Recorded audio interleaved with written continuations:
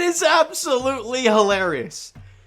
If you go back to my video there last night after the 13-3 demolishment of the Blue Jays by the Orioles, at the very end, if you stuck around for it, you would have known that I said at the end of the video, for the love of anything holy, Blue Jays, find a way to win tomorrow. Find a way to win a 2-1 game with the bases loaded and 2 out. I don't care how you get it. Figure out a way to get a win. The way that 6th inning went today, it's wild. Blue Jays, let me rephrase that. Orioles lose 4-1 to the Blue Jays. That's the way I'm going to put this, because the Blue Jays, let's be honest, didn't really win this game today. The Orioles gift the Blue Jays 3 runs in the bottom half of the 6th inning to propel them to that 4-1 win. The Jays had 3 hits total today. A bloop single from George Springer finally breaks the long schneid there in the bottom half of the 4th inning, getting that bloop single to center field, scoring Brandon Belt. And the Blue Jays get a 1-0 lead. That was one of their 3 hits. Belt had the other 2. That was it for the Blue Jays offense. Adley Rutschman in the next half inning, though, hits an RBI single, scoring James McCann, and we are tied at 1.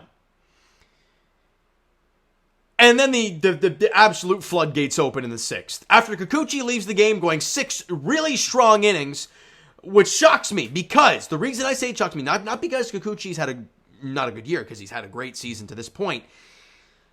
It's because the Orioles mash Kikuchi, and the way this team has played the Orioles in the American League East, you can't trust anybody. So he does a great job through 6, and as I mentioned yesterday, Grayson Rodriguez has pitched really, really well, especially in his last start against the Yankees, and so you could not take him lightly, and he was going 5 innings. He went 5 innings of 1-run ball, and he was feeling absolutely phenomenal, and he gets the first 2 guys out in the bottom half of the 6th inning. Kiermaier K's looking, Whit Merrifield grounds out to third, and you got 2 out and nobody on. So he's gone 5 2/3, looking to go 6 innings of 1-run ball. Phenomenal stuff from Grayson Rodriguez.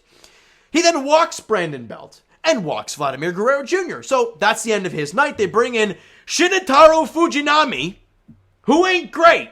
Now, yes, he's had some good outings against the Orioles, but there's a reason this dude had a 10 ERA and at one point, and I don't know if he got traded or I can't remember how the Orioles got Fujinami, but it was either DFA'd from the Oakland A's, which if you have to be that bad, or he was traded for them. Either way, 1 much given up.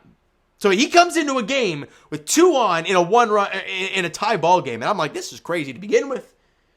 But he then walks George Springer to load the bases. So the Jays have the bases loaded and 2 out, and not a single guy has put a ball in play. This is hilarious, but as a Jays fan, your mind flips to, how are they not going to score a run here, right? Because that's what we've been so used to.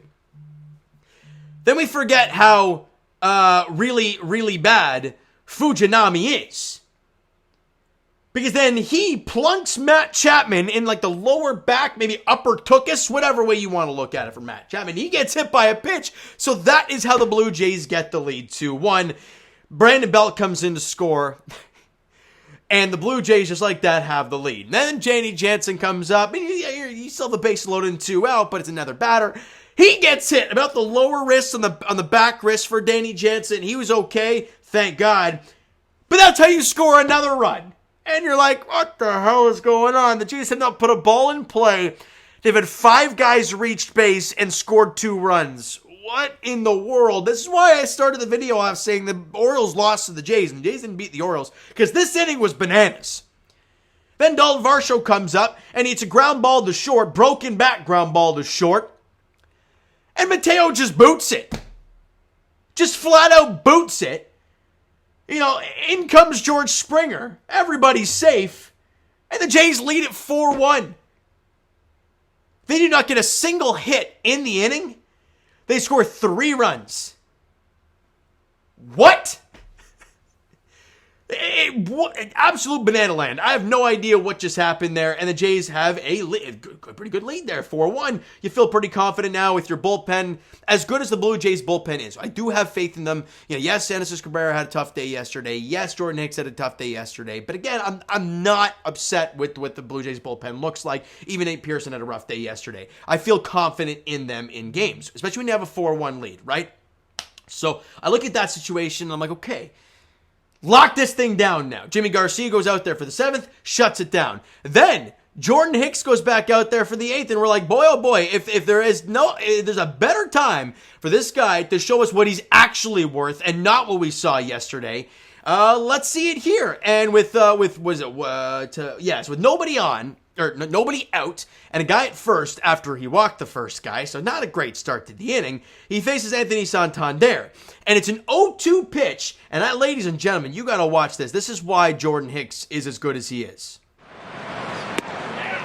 And that is strike 3 called as he rings up Santander. There is so much life on both of his fastballs, whether it's a 4-seamer or a 2-seamer. Not only is it hard, but it's got a lot of finish. That is absolutely filthy from Jordan Hicks. And to a lefty as good as Santander is, to a lefty at 101, for that thing to come back as much as it did and get the inside corner on an 0-2 pitch, if you're Santander, you just got to tip your cap and walk back to the dugout. Other than the tipping the cap part, that's what he did.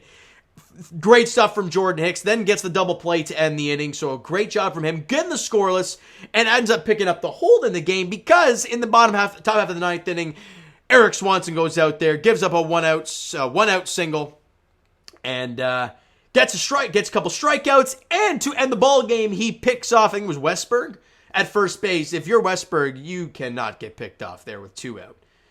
First off, you're not going to be stealing because your run doesn't mean anything. And to get picked off, that's tough. That's really, really tough for Westbrook. But the Blue Jays do win it. Eric Swanson picks up the save. Jordan Hicks gets the hold. Kikuchi gets the win. Offensively, Brandon Belt goes 2 for 3 with 2 runs scored and a walk. So a good day in the office for the MVP. Springer goes 1 for 3 with a run scored and an RBI. Obviously, Vladdy walks. A lot of that stuff happened in that 6th inning, but still has no hits. And Vladdy now is hitting 265 on the year. That numbers are starting to really drop off for him. Hits total for the Blue Jays, 3 hits, 8 strikeouts. They walked 3 times, all 3 in that 1 inning. And great job overall. And I got to go back to Grayson Rodriguez's numbers because he went 5 2/3, 2 hits, 3 runs, 6 Ks, and walked 2. And those 2 walks were in that last inning that he went into. And 2 of those 3 earned runs were in that 1 inning because Fujinami couldn't throw a strike to save his life. So that's the story of the game. A weird one, a wild one. As a Jays fan, you'll take it, but you got to laugh at it and move on. You can't be excited. You got to be happy you won the ball game, sure. But my goodness, 3 hits in this game, 3 runs gifted to you. You take the win, you move on to tomorrow. And the great thing for the Blue Jays is you have your ace on the hill tomorrow. Kevin Gausman gets the ball for the Blue Jays, and looks like it's going to be newest addition to the Baltimore Orioles, Jack Flaherty is going to get the ball for them, at least what it says on the score app right now. 3:07 first pitch of Rogers Center in the finale of the series. The Jays have an opportunity. It felt very bleak last night. They have an opportunity to split this series. I don't know how or what, but they have an opportunity to do it tomorrow with their ace on the hill.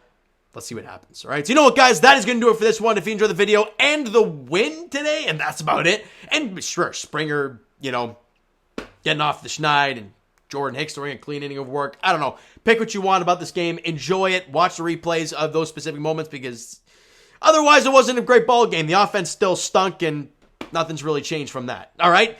So hit that like button if you guys enjoyed. Hit the subscribe button. Comment down below. All that stuff. Twitter, Discord, Instagram, TikTok. All that stuff is down below. So follow up there if you guys have not done so already. And I will talk to you guys, of course, tomorrow. The finale of this 4-game set against the Orioles at Rogers Center. Kevin Gausman gets the hill for the Blue Jays, and looks like Jack Flaherty, newest addition, gets the ball for the O's in the finale tomorrow afternoon at 3:07. Thank you guys so much for listening and watching. I hope you enjoyed the video and the win today. We'll talk to you guys then.